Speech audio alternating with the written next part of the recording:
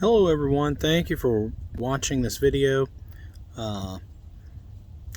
Lately I've been recording out in the woods. I'm enjoying that now that I'm feeling a little better. I was sick for over a month, but now that I'm feeling a little better, I'm on vacation and doing some forest bathing. Today we're going to be doing a 5-minute Friday.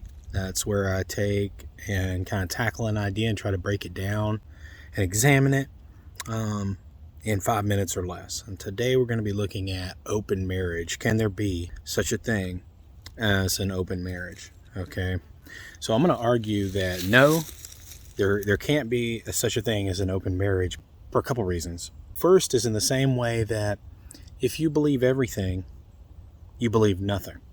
Okay, you can't believe everything, because if you believe every single idea, even the ones that contradict each other, then you essentially end up believing nothing.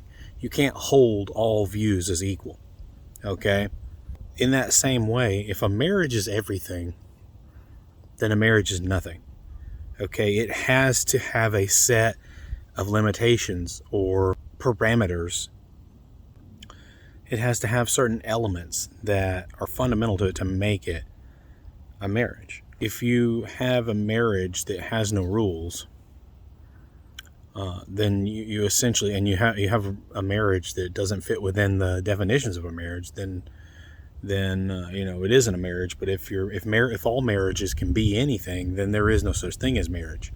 A stick can be a marriage. Pizza's a marriage, right? So on those grounds, I would say no. But also there's some theological reasons. So one of the things we have to realize, I'm not a naturalist. I think naturalism, to me, unfortunately, I don't want to offend anyone, but it's a weak worldview. Anything it can't explain, in my opinion, it just says it can't exist, right? So anything that can't be measured, anything that's not tangible, and we can explore it with science, then it just doesn't exist. So let's take your mind, for instance. No one knows where a mind is, or what it is, or how much it weighs, or virtually anything about it.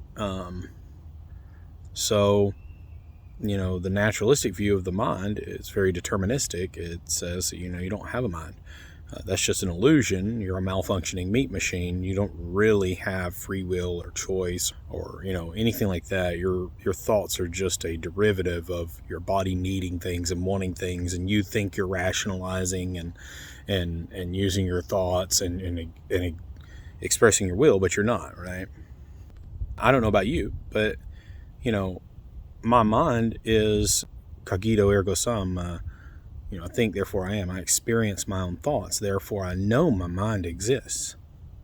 Okay, that's the only thing I can prove. The whole world might be an illusion, and everything might be fake, and it might be a dream, and when I go to sleep at night, I go into a deeper state of that dream, and I can't prove that beyond a shadow of a doubt. But the one thing I can prove beyond a shadow of a doubt is that at least my mind exists. So I think naturalism is quite wrong. And so the very thing that is the only thing you can know for a certainty in the whole world is that you have a mind. And it's the one thing that it says, that's one of the many things it says, doesn't exist. So I'm here to tell you there is a spiritual nature to things, and there's a spiritual component to marriage. And so I'm going to make a case from this from the Bible, and you can contradict me if you think I'm wrong, or explain things to me if you think I've got it wrong. I would definitely be open to hearing what you have to say. But the way I interpret the Bible, in Genesis 2:24, I believe, you have a description of marriage where a man leaves his family and becomes one flesh with a woman. All right, and so we get a definition of what a marriage is. So for one thing, God defines what a marriage is, just like he defines morality. So if you have something that is not what he said it is, then it's not a true marriage, okay? So we pervert marriage. We call things marriages that aren't marriages. You can have a legal agreement with someone. You can have an emotional bond with somebody. But is it a true marriage? I think it's Matthew 19. Jesus tells us, he reiterates those verses in Genesis, but then he tells you that God plays a part in the marriage. Okay, if you're trying to have a marriage that he doesn't condone, is it a true marriage? Is he going to play his part? I don't know.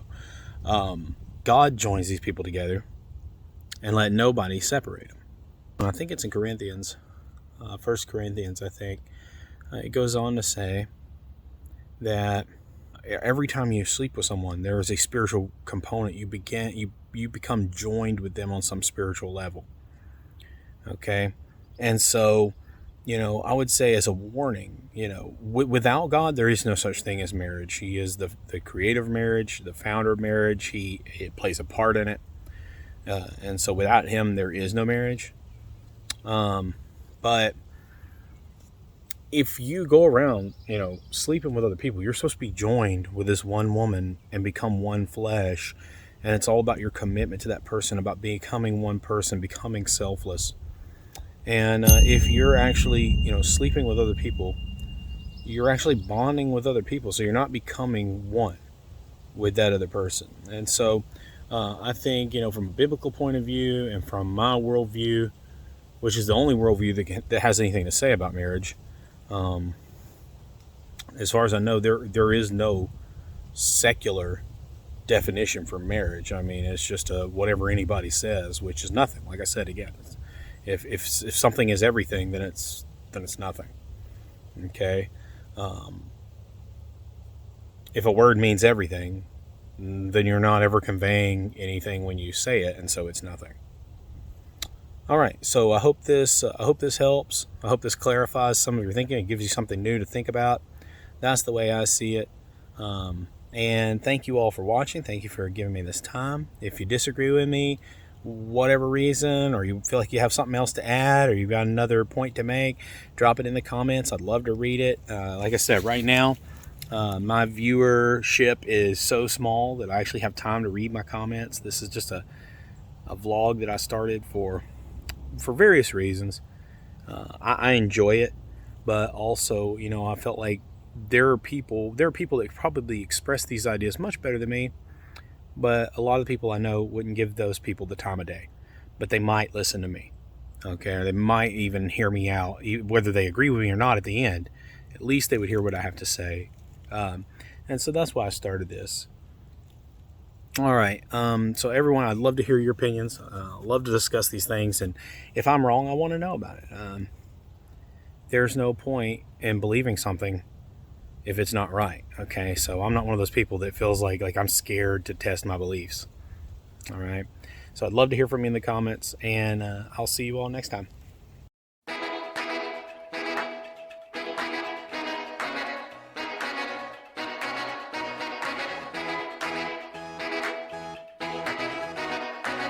If you enjoyed this video, please consider liking and subscribing.